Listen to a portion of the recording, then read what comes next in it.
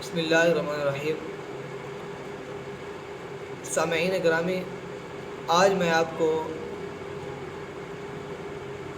جو وظیفہ بتانے لگا ہوں قرض کے لیے، قرض کا وظیفہ۔ قرض کے لیے ایک دعا ہے،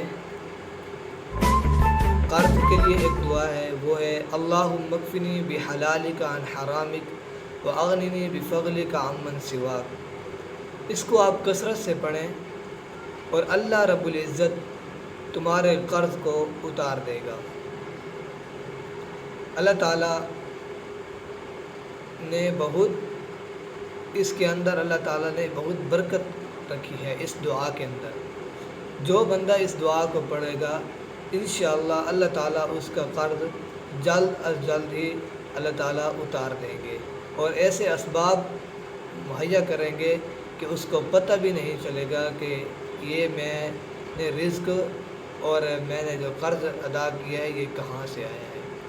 اس لیے تمام بھائیوں سے درش ہے، جو بھائی اور جس بھائی پر بھی قرضہ ہو تو وہ اس دعا کو کثرت کے ساتھ پڑھیں۔